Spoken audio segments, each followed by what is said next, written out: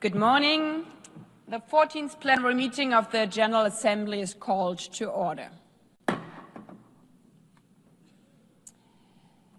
The Assembly will continue its consideration of Agenda Item 8, entitled General Debate. I now give the floor to His Excellency Osman Saleh Mohammed, Minister for Foreign Affairs of Eritrea.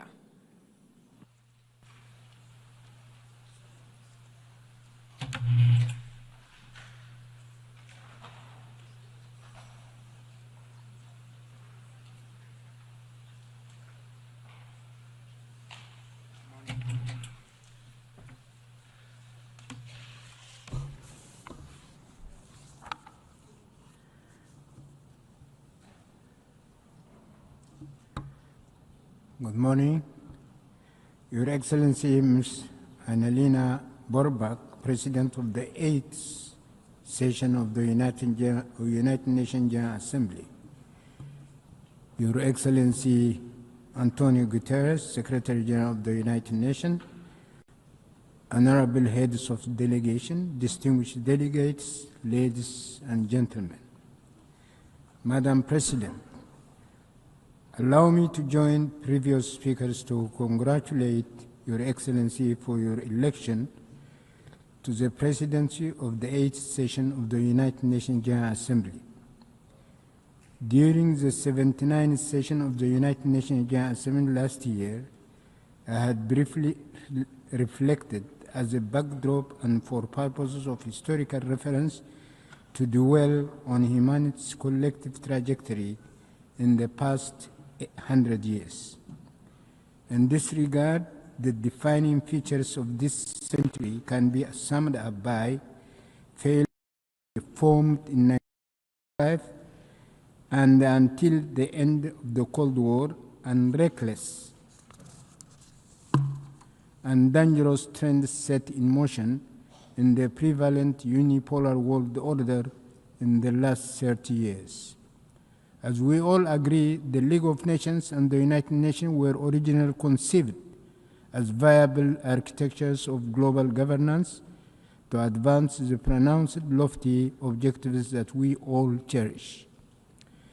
In this respect, and at a time when humanity is aspiring for a transition from the old, defunct global order to a new one, the overarching quest must revolve around finding outside tangential ideological acrimonies, enduring solutions to fundamental and outstanding problems that our global community continues to grapple with.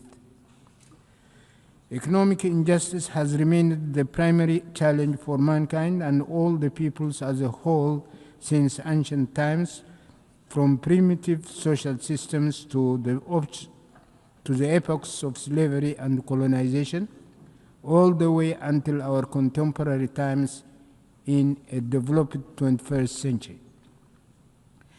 The perennial challenges stem from modalities of wealth creation and accumulation, and notably in relation to wealth and income sharing. The fact is, past and present global systems are broadly rooted on monopoly, plunder, and deceit.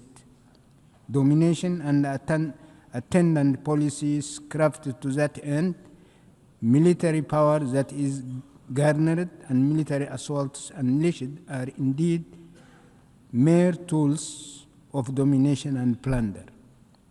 Similarly, various economic and financial architectures are essentially enunciated to bolster the objectives of domination and plunder.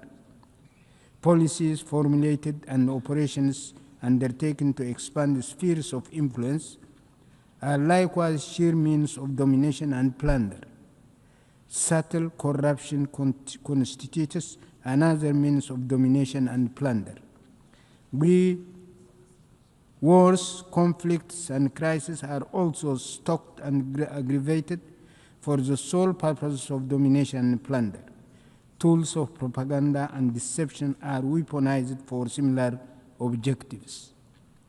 Ladies and gentlemen, In the event, the cardinal challenge is how to bring about a new global order that promotes justice and fairness to supplant prevailing global governance architecture whose defining contours remain domination, plunder, deceit, and repression. Spiraling oppositions underway in various parts of our world, including in the developed and industrialized regions, through expansive popular demonstrations against dire economic trends and debilitating debt anchored by governments, are only the tip of the iceberg. But what is extremely preoccupying is the appalling economic situation in the underdeveloped countries, and more specifically in the marginalized African continent. Although the details can be assessed on a case-by-case basis, most of Africa's economy remains primitive.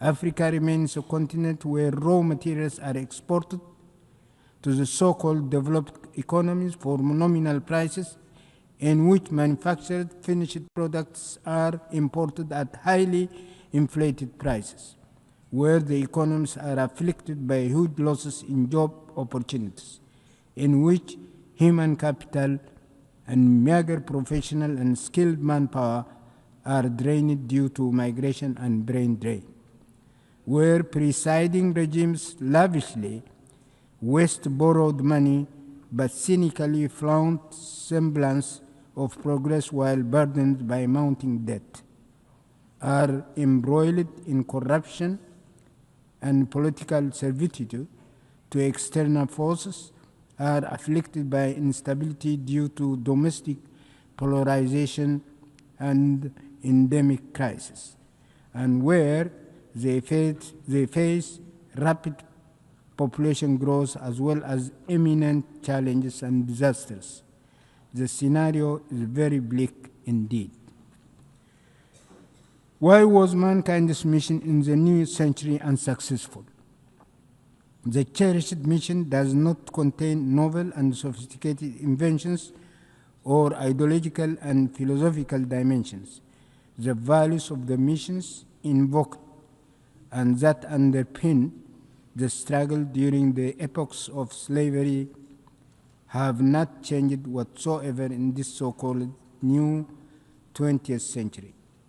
The aspirations of mankind are: 1, to fairly own their economic resources and the fruits of their work and march on a sustainable path of generational progress and prosperity by accumulating wealth. 2, to secure peace and stability in order to guarantee prosperity and economic growth. 3, to ensure prevalence of fairness and justice as vital prerequisites for peace and stability. To promote mutual respect, complementarity, and cohesion integration, so as to bolster widest regional and global peace and stability, as well as mutual growth. 5, to establish appropriate legal executive structure and associated mechanisms for the implementation of these fundamental human aspirations. Ladies and gentlemen, although mankind's aspirations have not been realized as yet, its cherished aspirations cannot be shelved or postponed. Failure to achieve the desired objectives can only spur stronger resilience and greater moral imperative.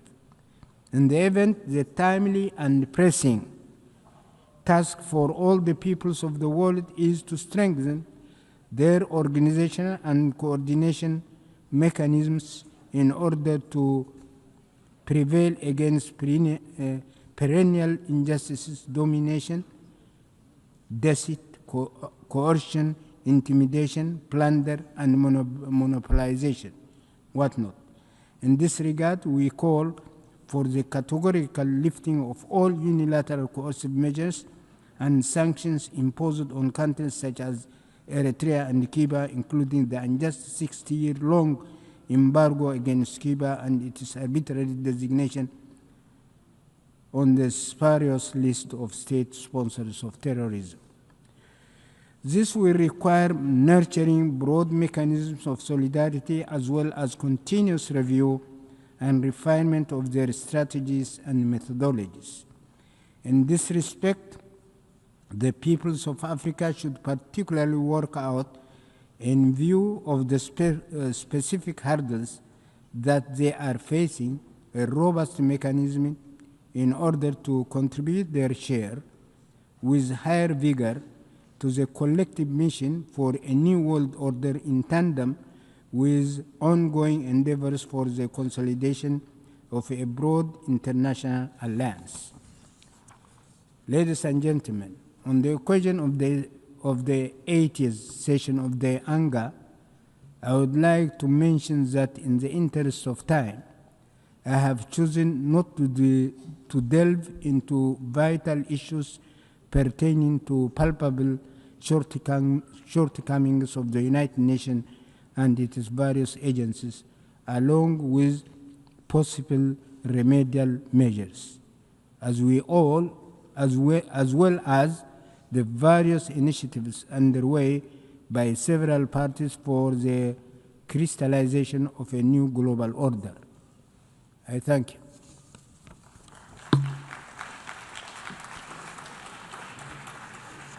I thank the Minister for Foreign Affairs of Eritrea.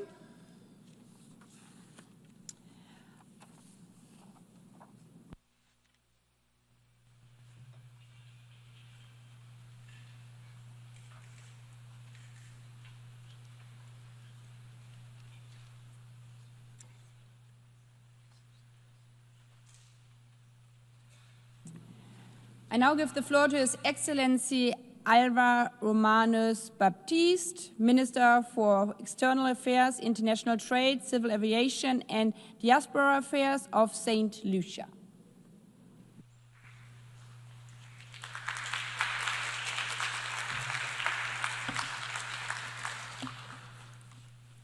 Madam President, in the words of the late Abraham Lincoln, the 16th President of the United States, the most reliable way to predict the future is to create it.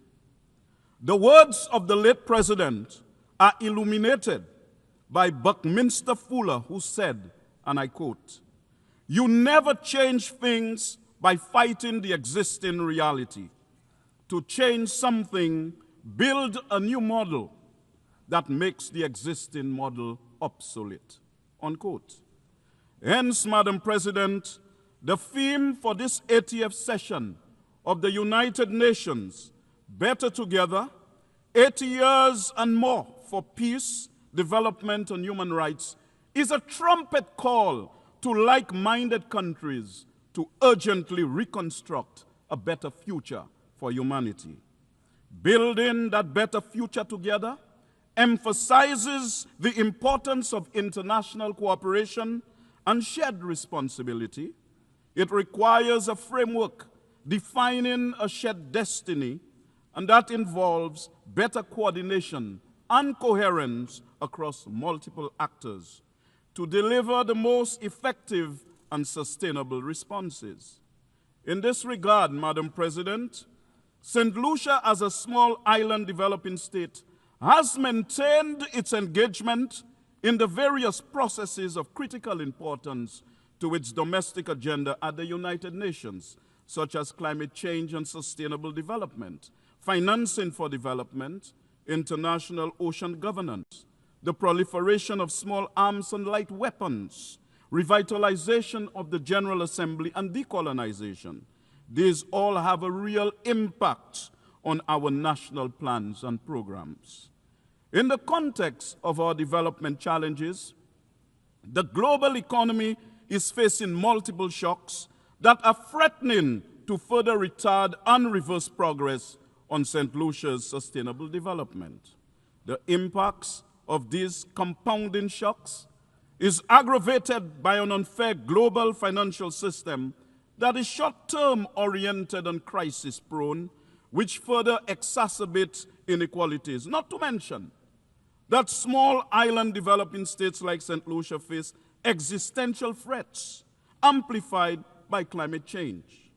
Despite some skeptics, Madam President, there is no doubt that climate change is the most consequential and formidable challenge facing seeds. In fact, the latest scientific projections portend a grim future.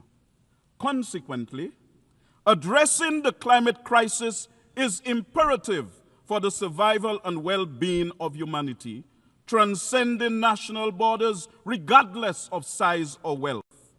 Prioritizing climate action is not just an environmental issue, but a moral obligation to protect human life, uphold global stability, and ensure a sustainable and equitable future for all of humanity. The recent advisory opinion from the International Court of Justice, which was requested by this very General Assembly, now also frames climate action as a legal responsibility. Hence, there is an urgent need to accelerate global momentum towards the ambitious targets across various international agreements and development agendas. A common thread across these instruments is the need to address the unique vulnerabilities and special circumstances of small island developing states. Madam President, we also work in the UN context to strengthen relations with countries and regions and encourage cooperation while remaining staunch advocates of the principles enshrined in the UN Charter, the rule of law, and the process of multilateralism. And St. Lucia agrees with the UN Secretary General that, and I quote, multilateralism is not an option but a necessity as we build back a better world with more equality and resilience and a more sustainable world. For we are confronted with challenges and threats largely emanating from the unilateral actions of powerful developed countries. And it is through the multilateral system of the United Nations that we can find comfort and the support to meet these challenges.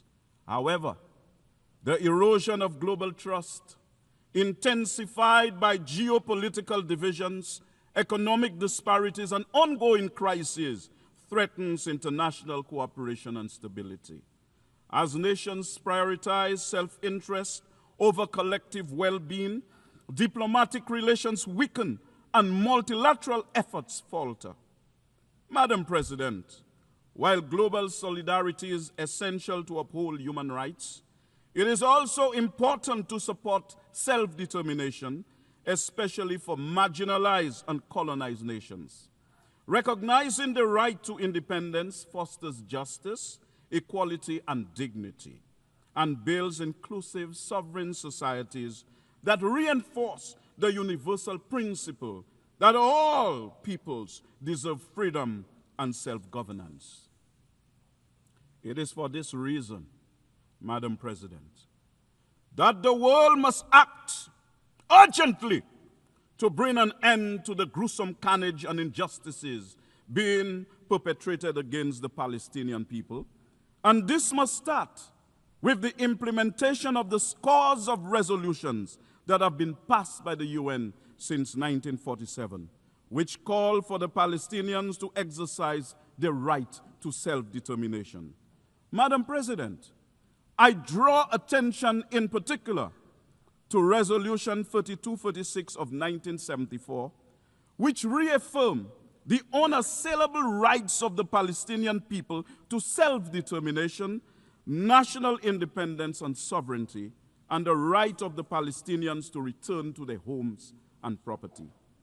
In St. Lucia's reaffirmation of its commitment to human dignity, equality, and justice, Madam President, the ongoing Israeli military operations in Gaza and the West Bank raise serious concerns about the humanitarian impact on innocent civilians, which has exceeded disturbing, alarming, and unacceptable parameters. Madam President, dropping bombs on civilian populations, on defenseless men, women, and children, cannot constitute a defense of oneself. Using starvation as a method of so-called warfare cannot constitute defense of oneself.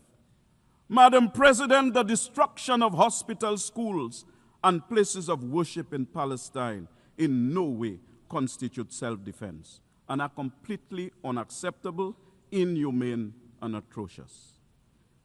Is it surprising to anyone, therefore, that based on publicly available data from United Nations and other agencies, at least 66,053 Palestinians have been killed, 65,062 in Gaza, and 991 in the West Bank, and of the identified fatalities, at least 18,430 are children. Further, at least 247 journalists and 540 aid or humanitarian workers have been killed since October 7th, 2023. Madam President, in this morbid scenario, we must remind ourselves that this is not a video game. This is not science fiction, and Palestinians are not imaginary people. They are human beings deserving of our collective respect, independence, and protection. Recognizing the fact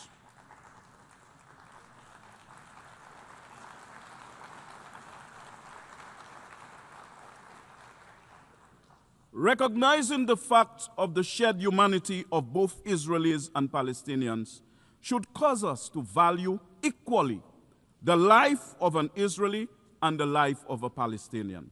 This would lead naturally to the fostering of dialogue and peaceful solutions to ensure security and stability for all parties involved, because respecting human rights and protecting all civilian lives must remain at the forefront of international efforts to resolve the conflict constructively.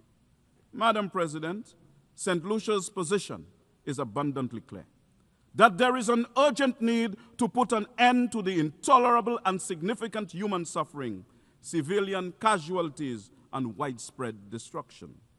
Hence, St. Lucia joins with the majority of member states which continue to call for de-escalation, dialogue, and adherence to international law to prevent further loss of life and foster a sustainable path toward peace. The Palestinians must have their own state and full membership to the United Nations alongside the state of Israel. The only way for Israel to have secure borders is for the Palestinian people to live in their own internationally recognized homeland in accordance with the universal right to self-determination. Peace in the Middle East can only come from this, not from bombs and wars, and terrorism and genocide and illegal settlements. Madam President, clearly, lasting peace cannot be secured on the basis of extremism. It must be pursued on the premise of mutual respect for the lives of both Israelis and Palestinians. Madam President, I speak to you today as one who's conscious of how the transatlantic slave trade inflicted unimaginable suffering, dehumanization, and economic exploitation upon millions of Africans. This is why we are adamant about our just cause for reparations from Europe for the African slave trade, which are a moral imperative rooted in justice and acknowledgement of profound historical injustices that have long-lasting consequences. Unsurprisingly, St. Lucia will sustain its condemnation of the atrocities being committed against the Palestinian people, rooted in decades of oppression, including the systemic undermining of Palestinian statehood. Madam President, since 1992, the United Nations General Assembly has consistently and overwhelmingly voted for the removal of the economic sanctions imposed by the United States on Cuba. It is time for all to respect and uphold the will of the General Assembly.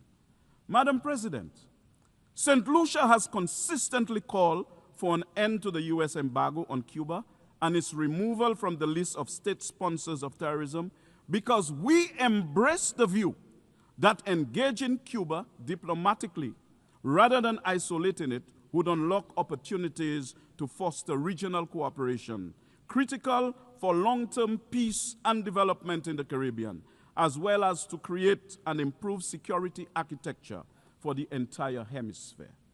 This pragmatic approach aligns with global efforts to promote sovereignty, respect, and mutual understanding, demonstrating that diplomacy and constructive dialogue are more effective strategies than universal sanctions. Madam President, ending Russia's war in Ukraine is essential to restoring peace, respecting sovereignty, and preventing further humanitarian catastrophe. The ongoing conflict has caused immense loss of life, displacement of millions, and widespread destruction, destabilizing the region and threatening global security. Hence, ceasing hostilities would demonstrate respect for international law and sovereignty, encouraging negotiations over continued violence. Madam President, renewing our commitment to multilateralism also means that member states must take measures to reduce tensions and settle disputes in areas where, if not checked, conflict and war would prevail. It is for this reason that St. Lucia renews calls for the United Nations to allow Taiwan to meaningfully participate in the UN system.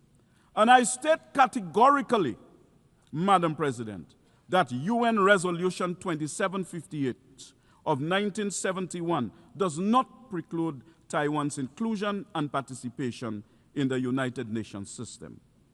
Madam President, Haiti faces an unprecedented humanitarian crisis marked by political instability, widespread poverty, environmental degradation, and a fragile healthcare system, all compounded by intractable gang violence. Hence, the urgent need for international support is critical to prevent further deterioration of living conditions, protect vulnerable populations, and restore law and order, as well as basic services like education and healthcare. Without immediate action, Haiti risks spiraling into deeper chaos, increased violence, and prolonged suffering that will destabilize the region and undermine global efforts for stability and development. This is why St. Lucia is extremely concerned that the multinational security support mission is woefully short of the personnel and equipment it needs to effectively pursue its mandate. Of the $900 million the UN anticipated raising for Haiti, only 9.2% of this has been received.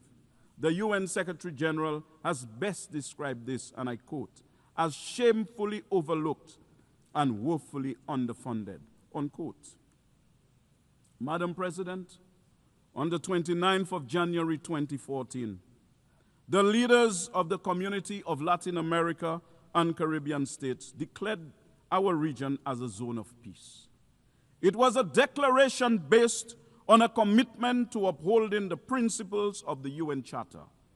It was based on the understanding that peace was necessary for the development of the peoples of the region, and that peace in the region contributed to international peace and security. As recently as the 13th of June this year, at the Brazil Caribbean Summit in Brasilia, the heads of government reaffirmed their commitment to maintaining the region as a zone of peace. It is in this context, therefore, that St. Lucia, like other CARICOM member states, views with concern recent developments in the region which have aggravated tensions between Venezuela and the United States. We pray, Madam President, that this tension does not degenerate into violence, hence maintaining our region as a zone of peace. It is also in the context of the Latin American and Caribbean region as a zone of peace that St. Lucia is concerned over developments between Venezuela and the CARICOM member state of Guyana in relation to the border dispute between the two countries. St. Lucia urges the non-use of force on that issue and reliance on the multilateral mechanisms that are in place for resolving it. St. Lucia prioritizes diplomacy over violence, believing dialogue fosters peaceful coexistence and safeguards sovereignty. Small nations like ours can advocate effectively through non-violent diplomacy, demonstrating its moral and pragmatic strength, Madam President.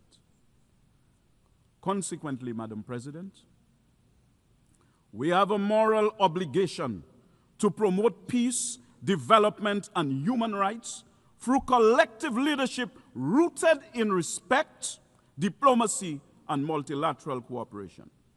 However, Madam President, we have to accept that the UN's commission is being ignored and disrespected when we witness the undeniable genocide that is being committed against the people of Palestine. Further, the recent attacks on Iran, Syria, Lebanon, and Qatar speak to the violation of the UN Charter, which has now become normalized. We cannot deny that the UN's commission is being snubbed and disregarded when, after 3 years, Russia continues to flout international law and the UN Charter with its unprovoked invasion of Ukraine. Similarly, the UN's commission is also being ignored in the 63-year-old unproductive economic embargo that has been imposed on the government and people of Cuba, despite the many UN resolutions calling for its removal. And we have to agree that the UN's commission is being disregarded in the conflict in the Sudan. These shocks to the UN's commission should be of concern to all member states, but they are of particular concern to all small island developing states like St. Lucia, not just because these conflicts threaten world peace in general, but because they are symptomatic of a departure from multilateralism and the adoption of an outdated notion that might is right. Clearly, Madam President, violence is not in consonance with the requirements of our times. In fact, it is abundantly clear that military dominance, which is an expired currency of a bygone era, is not moral tender and cannot purchase peace and stability in the contemporary global political environment. The old military order, though fraught with contradictions, is pregnant with renewal. Without guidance, its offspring may be disfigured by conflict. But with diplomacy as the midwife, this troubled gestation can deliver a new era of peace and stability. The world's intolerance for the carnage in Gaza and the West Bank is symptomatic of its resentment for needless bloodshed. While military dominance enables death and destruction, it cannot resolve the spectrum of challenges that we as a global family are called upon to confront within the framework of our integrated whole. So, Madam President, the UN 80 initiative is essential to revitalize the UN's effectiveness amid crisis, enhancing multilateralism to restore trust and address issues like climate change and inequality. Madam President, despite challenges like limited enforcement, vetoes, and geopolitical interests, the UN remains a valuable conflict resolution tool. We should leverage the UN to advance economic and social priorities and a stronger international response to global issues. Hence, a new model for the United Nations should prioritize reforming its decision-making processes to enhance efficiency, accountability, and inclusivity, addressing current limitations like veto power and bureaucratic inertia. This model would shift towards a more equitable representation, empowering developing countries and marginalized groups, ensuring their voices influence global solutions.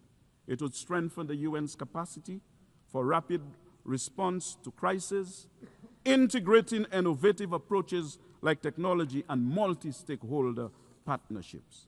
By fostering transparency and accountability, this new model would rebuild global trust, making the UN a more effective, responsive, and equitable platform for advancing peace, sustainable development, and human rights in an increasingly interconnected world.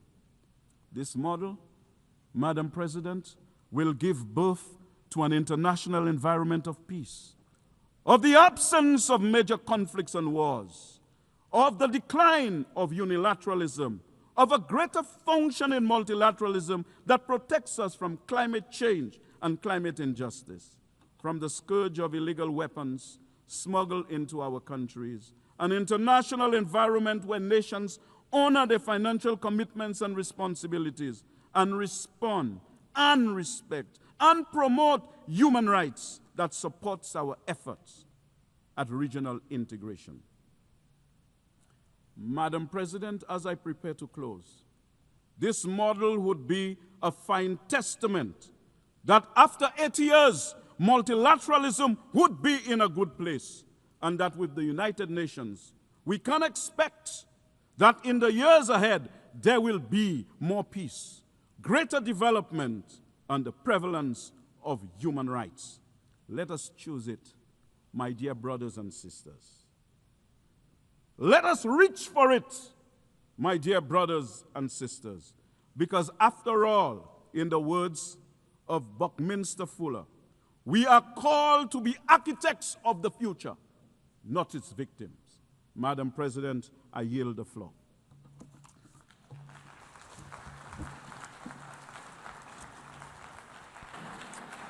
I thank the Minister for External Affairs, International Trade, Civil Aviation and Diaspora Affairs of St. Lucia.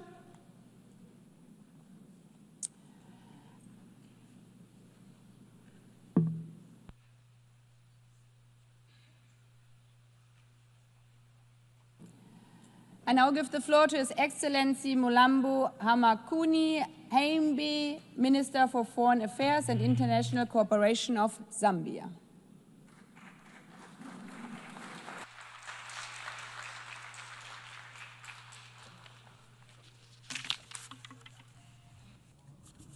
Your Excellency, Madam Annalena Baerbock, President of the 80th session of the United Nations General Assembly, Your Excellency, Mr. Antonio Guterres, Secretary General of the United Nations, Your Excellencies, Heads of State and Government, distinguished delegates.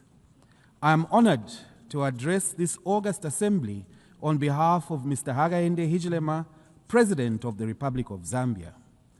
Allow me, at the outset, to congratulate you, Madam President, on your election to the presidency of the 80th session of the General Assembly.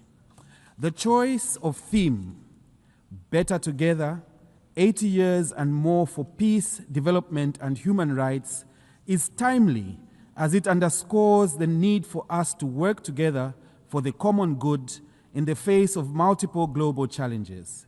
In this regard, Zambia reaffirms its faith in multilateralism and the United Nations Charter, a key foundation for our shared commitment to international peace and cooperation.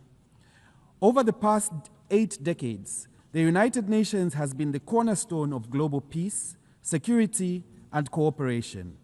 It has helped prevent major conflicts, advanced decolonization, supported peacekeeping missions, and played a leading role in advancing global action in public health, education, and humanitarian relief that have saved countless lives. Through initiatives such as the Sustainable Development Goals, it has mobilized nations to reduce poverty, improve public health and education, as well as promoted gender equality. We also note that peace is intrinsically intertwined with development, as there can be no sustainable development in the absence of peace. Therefore, the UN's efforts at peace building and peacekeeping are very critical for the development of all regions of the world, even those seemingly distant from the war front. We recognize, however, that the UN has been slow to react to some of the conflict situations which has led to serious humanitarian crises. We also acknowledge the need for key reforms and genuine inclusiveness, particularly for Africa, whose voice remains stifled after 8 decades. We must reflect on this and other areas that could be enhanced. Those challenges remain. The United Nations has proved that multilateralism can deliver tangible progress for humanity. We are confident that the Pact for the Future and the Declaration on Future Generations agreed upon during the 79th session renews our hope and solidarity to sustain the momentum of the past 80 years.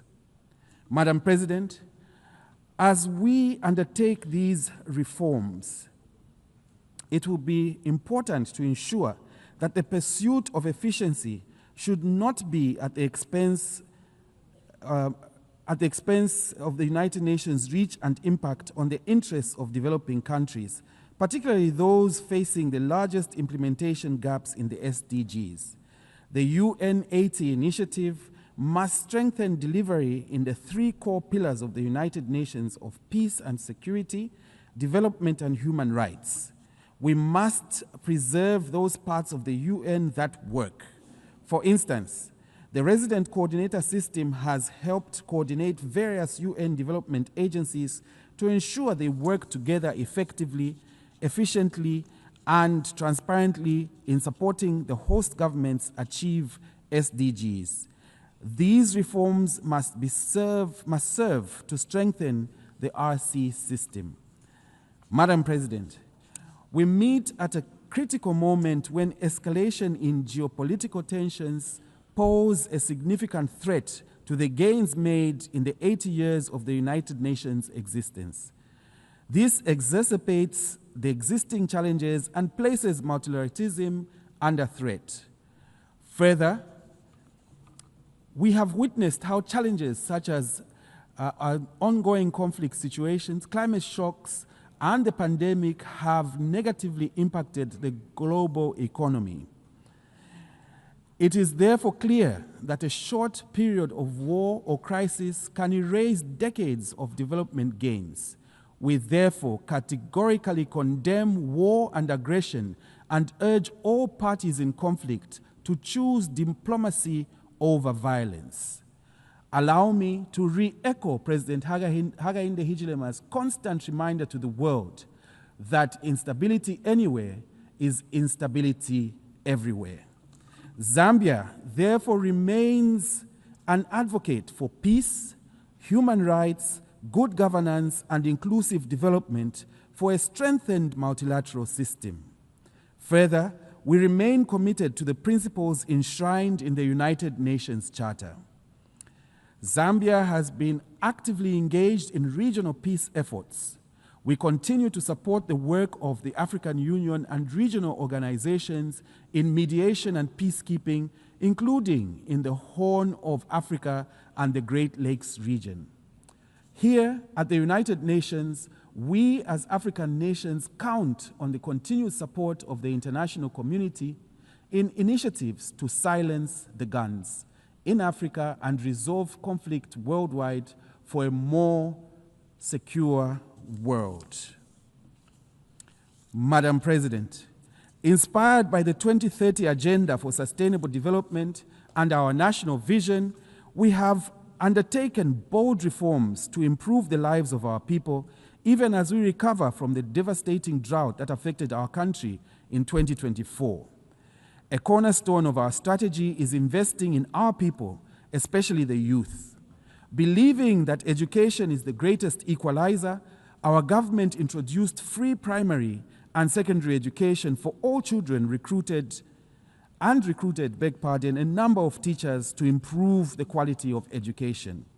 We further recognize that a healthy population underpins productivity and inclusive growth.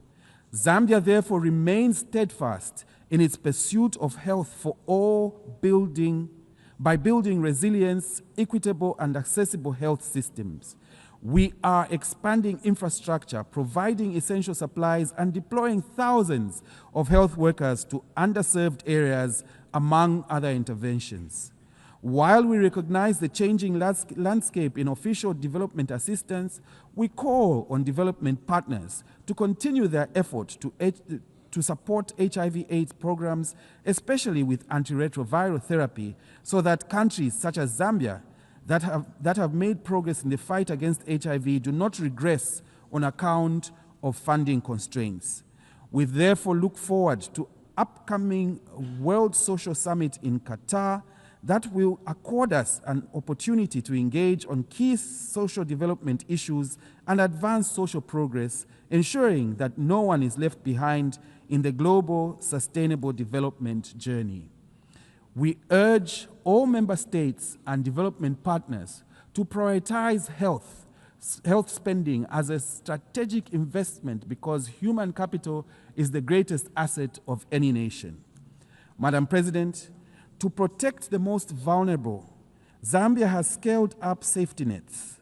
Our social cash transfer program now reaches over 6.5% households. This and other complementary initiatives such as food security packs and skills training has been crucial in cushioning families from shocks and lifting communities out of extreme poverty. Madam President, we believe that empowering women is more than just a moral duty. When women thrive, families prosper and nations advance. We therefore place women and youth at the center of our transformation through affirmative measures that enhance women's participation in decision-making and protect their careers and families.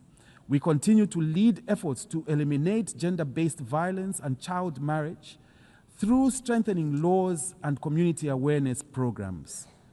We call on the international community to redouble efforts towards gender equality, especially as we commemorate the 30th anniversary of the Women's Conference and Beijing Program of Action.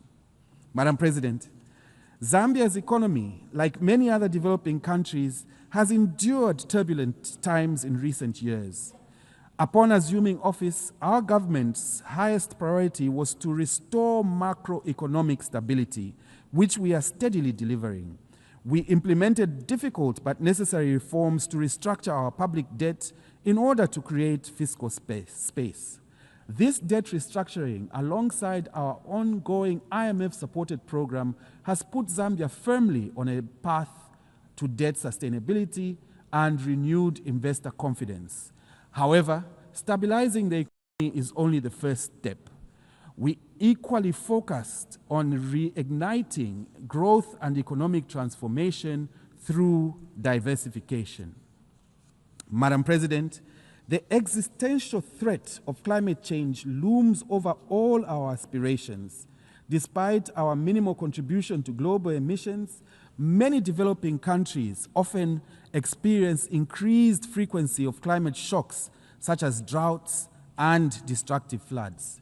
In this regard, we look ahead with a hope to the upcoming COP30 in Brazil, which will mark the 10th anniversary of the Paris Agreement. This milestone conference must be a turning point from promises to action. Zambia has submitted its revised National Determined Contribution, NDC 3.0, and we therefore encourage other countries to do the same with enhanced ambition to be within the reach of the 1.5 degrees Celsius goal. We must act now to limit global warming and to adapt to its effects. Let us summon the political will for bold action that safeguards the planet for future generations. Madam President, 5 years to the year 2030, only 17% of SDGs are on track. We also note that several developing countries remain fiscally constrained in directing sufficient resources towards SDGs on account of increasing debt burdens highlighting the need to strengthen mechanisms for resolving debt crises. Against this backdrop, Zambia was privileged to have co-facilitated the outcome document of the 4th International Conference on Financing for Development, which unanimously adopted the Sevilla Commitment. This outcome has renewed global consensus to close the $4 trillion annual SDG financing gap. It is now time to move from commitments to action. We call on all nations, development banks, and the private sector to align their policies and investments with the SDGs. Official development assistance, a lifeline for less developed countries, must be protected. There is need to scale up domestic resource mobilization, embracing innovative financing mechanisms, tackling illicit financial flows, and promoting private sector involvement. Madam President, for too long, the current international financial architecture has perpetuated structural inequalities, particularly for developing countries. The post-war institutions designed to promote global economic stability and growth no longer reflect today's geopolitical and economic realities. Many African countries continue to bear the weight of unsustainable debt, limited access to concessional financing, and the effects of global shocks beyond their control, from climate change to pandemics and global conflicts. We therefore welcome the commitments from various stakeholders for comprehensive reform of the global financial system. This reform should include governance reform of global financial institutions to strengthen representation of developing countries in international economic decision-making. Zambia further welcomes initiatives such as the Borrowers Forum to ensure fair and timely resolution of debt. Madam President, Zambia is both a least developed country, LDC, and a landlocked, or as we prefer, land-linked developing country, an LLDC. These two categories of countries face unique structural challenges. In July 2025, Zambia was privileged to host the LDC Future Forum in Lusaka, whose insights on building resilience to shocks and the need for innovation to address challenges were empowering. During the conference, our Republican President, Mr. Hakainde Hichilema, underscored the need for LDCs to build resilience by being more proactive and self-reliant. As a landlocked country, Zambia welcomes the Awaza Program of Action, which prioritizes structural transformation, trade facilitation, regional connectivity, resilience, and ICT infrastructure, which reflect our own priorities. We also welcome the Awaza's call for innovative financing. Landlocked need not mean isolated and encased. I repeat, Madam President, landlocked need not mean isolated and encased. As our President fondly states, LLDCs can become land-linked rather than landlocked, and we in Zambia are committed to making this vision a reality. Allow me to appeal, Madam President, that even as we reform the office of the High Representative for landlocked, for less developed countries, landlocked countries, and SIDS must be maintained. It is of imperative importance. Madam President, the theme of this session, Better Together, also compels us to reflect on the United Nations' readiness to address today's complex challenges. The Security Council's current composition and working methods reflect a bygone era and are overdue for reform. Decisions on critical peace and security issues are all too often stalled by the veto power of a few, even when the wider membership speaks clearly. Africa, with 1.4 billion people, still has no permanent seat, a historical injustice that must be rectified. Zambia therefore reaffirms the Common Africa position on Security Council reform as set out in the El Zulwini Consensus and the Sirte Declaration. We call for comprehensive reform that expands both permanent and non-permanent membership to make the Council more equitable, effective, and reflective of today's world. Madam President, Excellencies, 80 years ago, the world emerged from war with a promise to never again allow division and destruction to define our collective future. That promise is being tested today. Let this 80th General Assembly be remembered as a turning point where the world chose solidarity over silence, justice over inertia, and unity over division. We must act not out of fear, but out of hope, not in isolation, but in solidarity, as we are better together. Madam President, Your Excellencies, I thank you.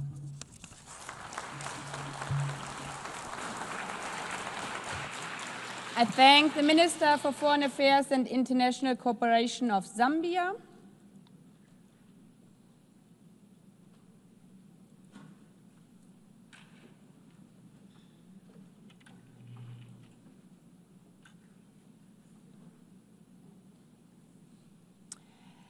I now give the floor to Her Excellency Anita Anund, Minister for Foreign Affairs of Canada.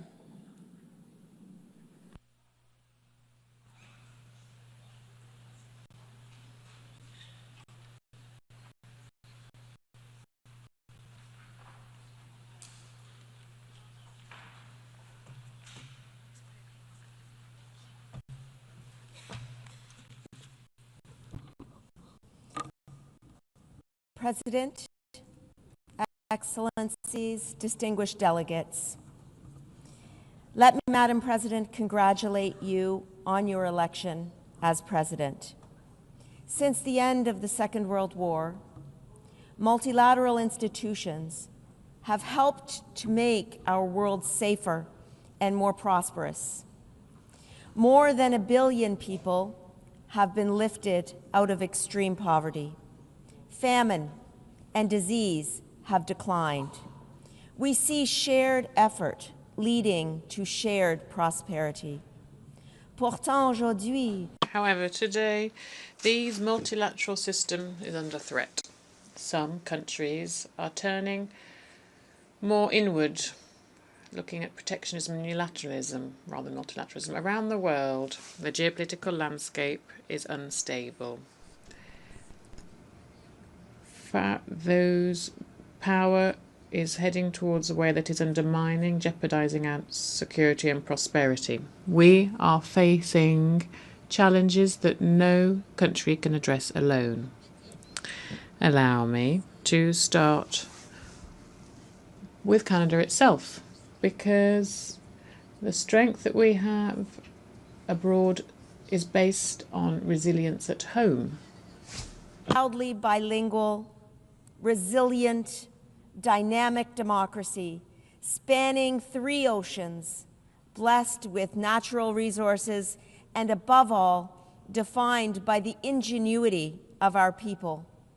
Our scientists are leaders in artificial intelligence and clean technology. Our workers are partnering in the global energy transition. Our entrepreneurs are advancing critical minerals, agriculture, and digital innovation. Canada is home to Indigenous peoples and to immigrants from every corner of the globe. Let me say a few words about Indigenous peoples on the eve of Canada's National Day for Truth and Reconciliation. The voices of Indigenous peoples enrich our democracy at home and diplomacy abroad. Their leadership has laid the foundations for the path followed by Canada and is strengthening our place in the world. Canada has for a long time been advocating for cooperation, diplomacy, and international law. Whether this be a question of promoting peacekeeping operations of the UN during the Suez crisis, or indeed the Ottawa Treaty that prohibits anti-personnel mines, Canada has always been an innovative leader on global issues. This is something that still guides us. Not shrink from global challenge. Canada does not retreat from duty. Canada does not walk away from building and strengthening peace. Even as the world changes, Canada remains a stable and reliable partner, both in business and collective security.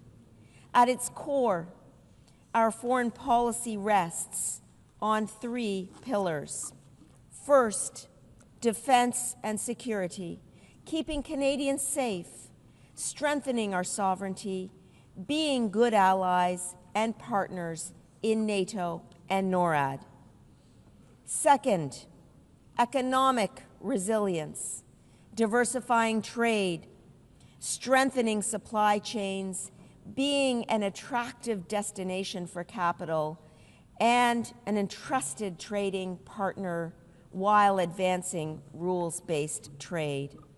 And third, core values, promoting democracy and pluralism, balancing and maintaining human rights, fostering gender equality, protecting our environment, and working with Indigenous partners on sustainable development and prosperity while safeguarding our environment. But we face a changed reality. Rising unilateralism and protectionism weaken multilateral institutions and the rule of law, the very bedrock of the post-war order. À eux seuls. In 2024 alone, 300 million people needed humanitarian assistance. 120 million were displaced. More than 40 million were refugees. Conflicts cost $14 trillion a year for the global economy. And each of these figures is not simply a statistic, but it's a child, a family, a community.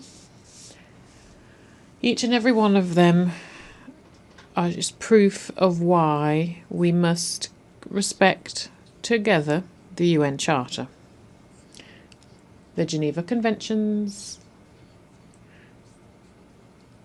the Refugee Conventions, and Human Rights Conventions. Stark realities.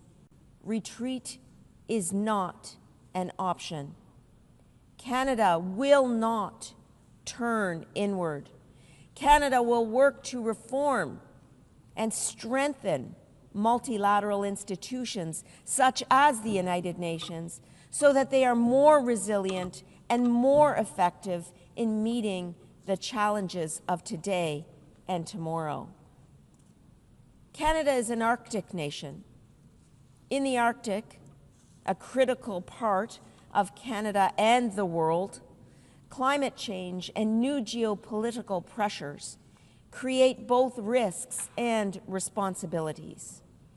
Canada will safeguard its sovereignty, modernize NORAD with the United States, bolster NATO with fellow members, and work with Indigenous peoples to ensure that the Arctic remains a region of peace, cooperation, and sustainable development.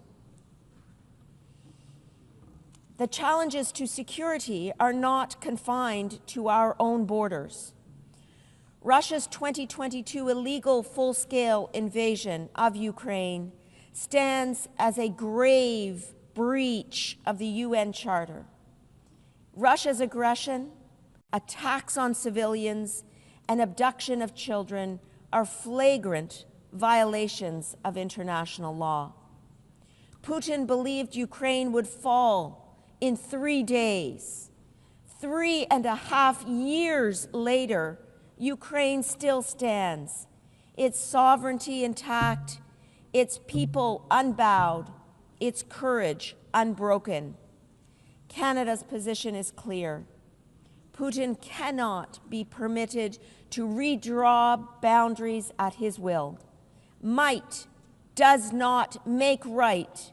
Ukraine is not backing down, nor will its friends, including Canada.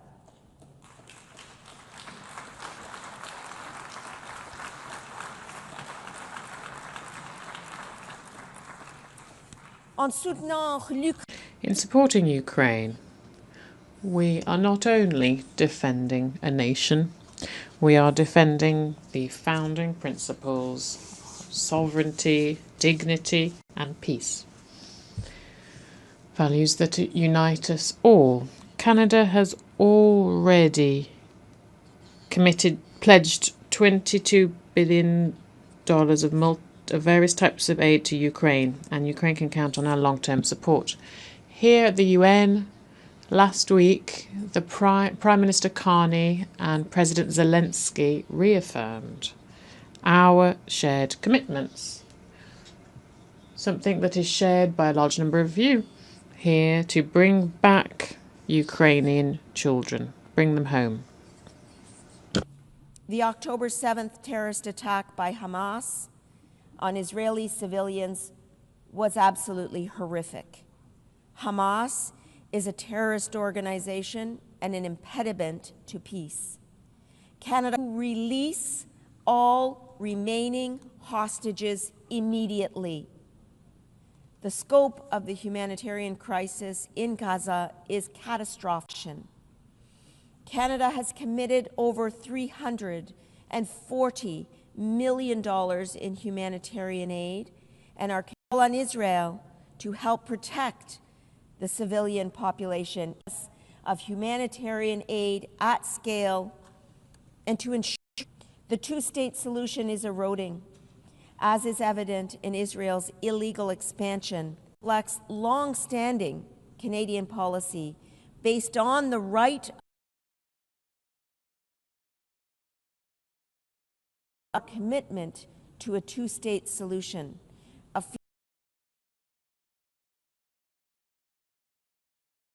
Live side by side in peace, continue their efforts to reach a ceasefire.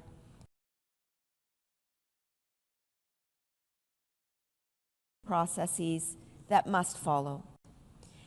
Lives and the UN Security Council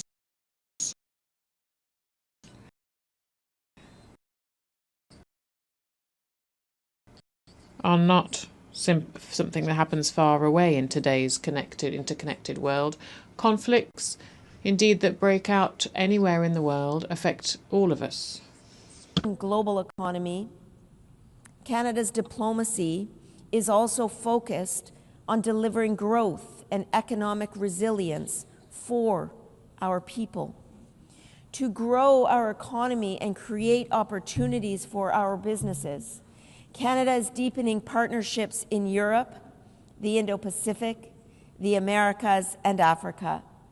Recent progress includes a strategic defense partnership with the European Union, the Canada-Indonesia Comprehensive Economic Partnership Agreement, signed just last week, expanded agreements with Mexico, and continued leadership through key trade agreements, such as the CPTPP and CETA. These are not just trade agreements. These are bridges of resilience, engines of prosperity, and commitments to the rules-based system that benefits us all. Through multilateralism, we can build an inclusive and sustainable global economy. And when multilateral institutions are under threat, Canada will not turn inward. We will lock arms with our partners to strengthen institutions, building their legitimacy and their efficacy to meet the challenges of today and tomorrow. We are determined to forge new economic partnerships and leverage our competitive advantages in areas of economic strength. Canada will ensure that we utilize our diplomatic efforts abroad to the benefit of domestic interests as well. Alors que nous... At a time when we're all looking to strengthen resilience, security and economic growth of our peoples, we cannot renounce or give up on our multilateral institutions and processes. Multilateralism remains our best hope to address global challenges. Rather than rejecting international norms, we should instead strengthen multilateralism by reforming its international institutions. This is the only way that international institutions will be able to address the challenges that we are all facing, while all the while providing results for our nations and peoples. Have an opportunity to act with pragmatism and flexibility in our efforts to deal with collective challenges. That is good advice for all of us in our chamber here today. We need to bring together the representatives of those countries and entities that are both relevant to and affected by the crises at hand. As we have seen with the Coalition of the Willing for Ukraine, these efforts in support of the UN Charter need to become the new norm so that we can move forward on urgent challenges at scale and at speed. A generation of Canadians, including Canada's fierce and inspiring ambassador to the United Nations, Bob Rae, who has provided a lifetime of dedicated service to our country, helped to build these multilateral institutions. And I pay tribute to Bob for his lifetime of dedicated service to our country. Our goal will always be to prevent and to resolve international conflicts while modernizing global institutions so that they can meet the challenges of the future. To close, Canada is committed to leaving future generations not only a safer, more prosperous, more inclusive, and more peaceful world, but also a more sustainable one. Canada will be defined not by the strength of our values, but by the value of our strength. We know that no country can meet today's challenges alone. As former UN Secretary General Kofi Annan once said, in an era of global challenges, the world needs multilateralism now more than ever. No nation can solve its problems alone. This is the spirit of Canada, and Canadians are rising to the challenge. We will work toward a world where prosperity is shared, security is collective, and peace is lasting. This is Canada's pledge in this era of geopolitical challenge and change. Thank you. Merci beaucoup. Miigwech.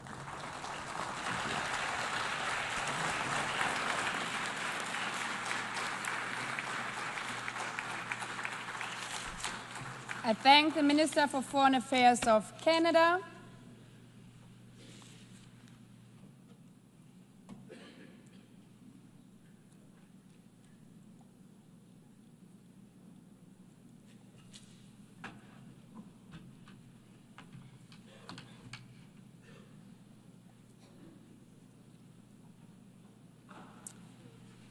I now give the floor to His Excellency Javier Bosoto, Secretary of State for Foreign Affairs and International Cooperation of Honduras.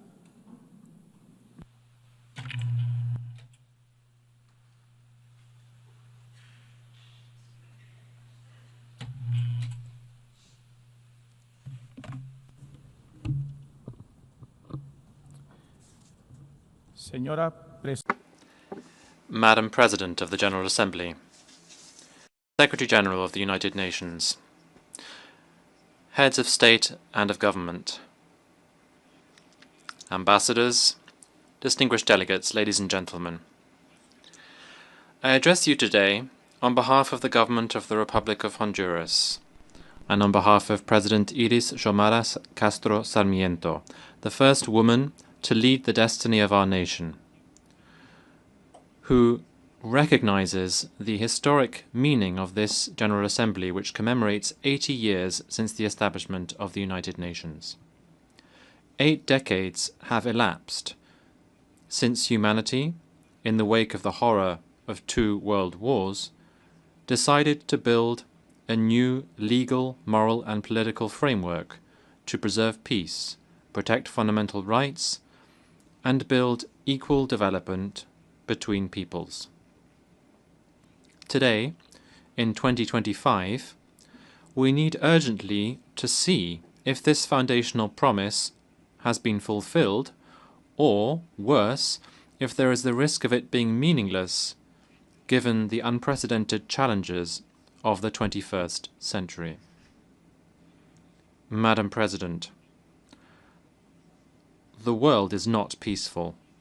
The genocide in Gaza, the devastation in Ukraine, persistent violent crises, particularly in the Middle East, Africa and Haiti, the dangerous weapons business of global capitalism, all show the failure of the multilateral system to fulfill its essential mandate to achieve peace, to prevent barbarism, to stop the progression of the nuclear race, which major powers are engaged in and which could be the apocalypse of humanity. We categorically reject the fact that the most important decisions on peace and security throughout the world are hoarded in the hands of 5 permanent members of the Security Council. Their veto power, which has become an anachronistic privilege, has paralyzed collective action and the calls for peace in different parts of the world, and has allowed those committing war crimes to enjoy impunity. The UN cannot remain a hostage to special interests, nor can it be idly complicit in the face of the destruction of entire peoples. It is morally unacceptable that while billions of dollars are spent on weapons, budgets for peacekeeping operations, humanitarian aid, and sustainable development are being slashed. How can it be justified that the voice of 193 states who are present in this General Assembly and who are in favor of peace, to put an end to the different power blocks, can be cancelled out by one vote? We cannot continue to sustain a global order founded on privilege and inequality that leads to suffering for millions of poor people throughout the world.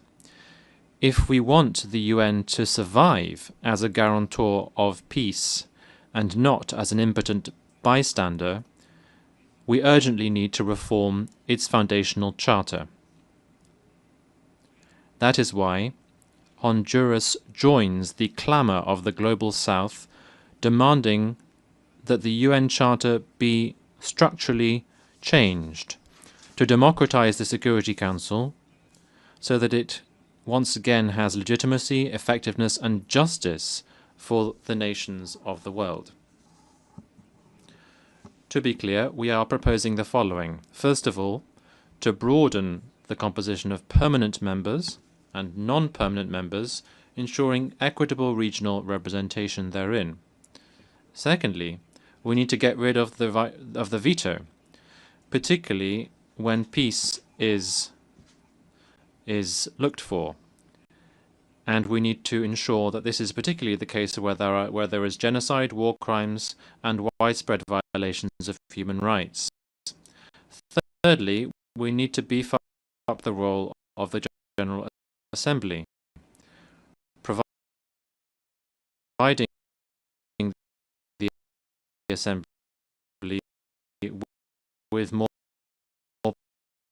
power, more binding power in decisions pertaining to peace, security, and development.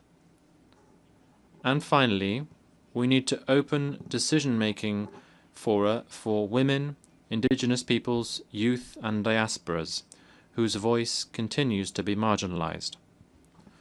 Honduras is not accepting any more excuses. We will not remain silent in the face of injustice. The norms of the international order cannot continue to be defined by the logic of war, the hegemony of capital, or strategic workings of the most powerful. It must reflect the universal desire of people to live in peace, democracy, with dignity and freedom. Ladies and gentlemen, in Honduras we have embraced these principles. In these 3.5 years of democratic government, led by President Xiomara Castro,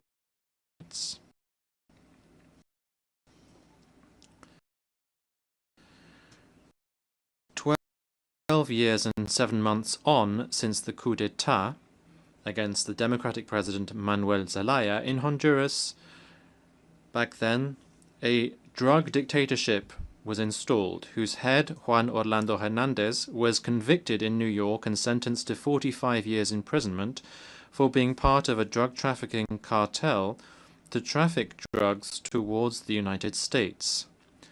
Public-private corruption, constitutional deterioration, recover from this effort,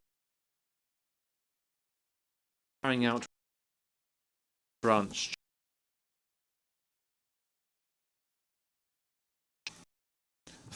focusing on the well-being of the majorities who were sacrificed by the drug dictatorship and historically excluded by the neoliberal economic model. This recovery has meant putting people's lives above business and putting education and health above privilege. Our progress has been clear. Poverty, which was 73% in 2021, has come down to 63% in 2024. And extreme poverty has been reduced from 54% to 40%. This means that more than 1 million people in Honduras have been lifted out of poverty in these 3 years. Inequality has also been reduced by almost 6 points on the Gini index. This is double what the previous government had achieved. In addition to this, the income of the 20% poorest, who had been sacrificed as a result of the looting and the indebtedness that had been carried out by the previous government. In contrast to this, in the administration of the democratic socialism of Xiomara Castro that we now have, these people have seen their income increase by 150%, and they now have access to health, sports, security, education, roads, agriculture, and energy provided free of charge. In terms of security, Honduras ended 2024 with a homicide rate of 26 for each 100,000 inhabitants. This is the lowest rate in 20 years. In the anti-corruption fight, we have opened our public finances to scrutiny from social audits. We have got rid of corrupt trust funds, and we have recovered our public goods. The tax justice law sent to the National Congress is part of our progressive tax reform, which aims to redistribute wealth for education, health, agriculture, and social protection, and it eliminates privileges given to the most powerful 25 economic groups and 10 families who monopolize 80% of the country's GDP and enjoyed generous tax breaks. In terms of gender, we have improved gender equality in decision-making. Our cabinet has equal representation of women and men, and we also have programs that have been rolled out to eradicate gender-based violence. Distinguished delegates, Honduras is striving to recover its forests. We have a zero deforestation program to 2030. In this effort, we have established 3 military battalions to protect our forests. Honduras is one of the countries that it suffers most as a result of climate change, even though we are one of the countries that contributes the least to global pollution. Droughts, devastating storms, a loss of biodiversity, and forced displacements are all open wounds that we have not caused, but which we are nevertheless paying with our lives and with our future. This is a struggle that we cannot carry out alone. Similarly, we reject the way in which migration is being criminalized, with harsher laws and more militarized borders. This road resolves nothing. It only perpetuates tragedy. It multiplies suffering, and it denies the fact that there is shared international responsibility to address a human and global phenomenon. People migrate as a result of unequal systems that have failed them for years, not because of their own choice. Criminalizing them means punishing them twice, first to poverty and then to exile. Colleagues, our foreign policy is based on our unwavering respect for sovereignty, the self-determination of people, and human rights. That is why we denounce the illegal unilateral sanctions that throttle economies and condemn people to misery. These measures, such as those imposed against Cuba for decades now, must cease immediately.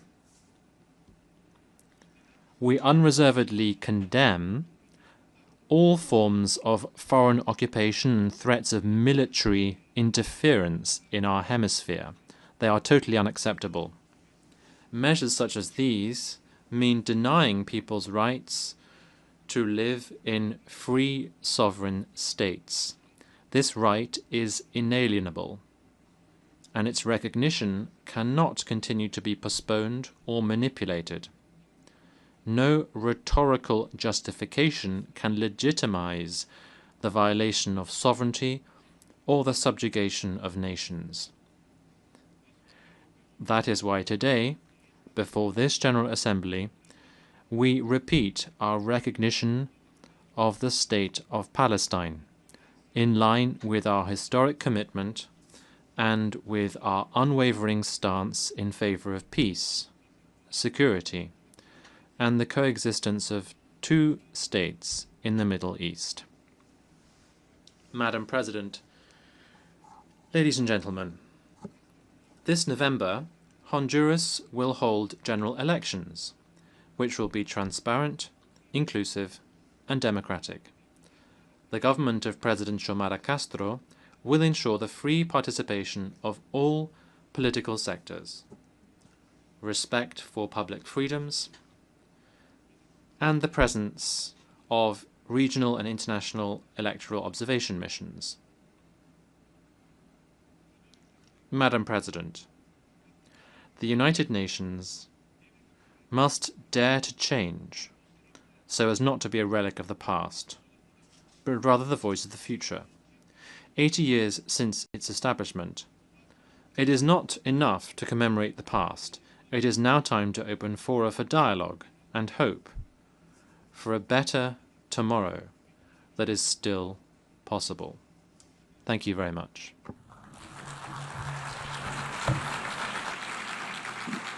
I thank the Secretary of State for Foreign Affairs and International Cooperation of Honduras.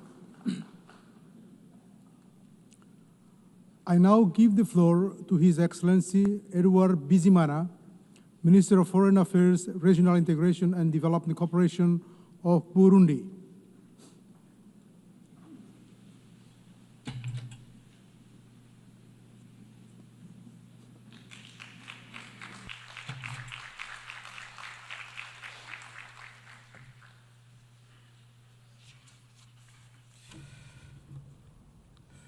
Monsieur le Président, President, Secretary-General, distinguished delegates, ladies and gentlemen. I am taking the floor today on behalf of the President of the Republic of Burundi, His Excellency Evariste Ndayishimiye, who bestowed upon me the honour of representing him at this assembly and to share the views of Burundi. Today, as we mark the 80th anniversary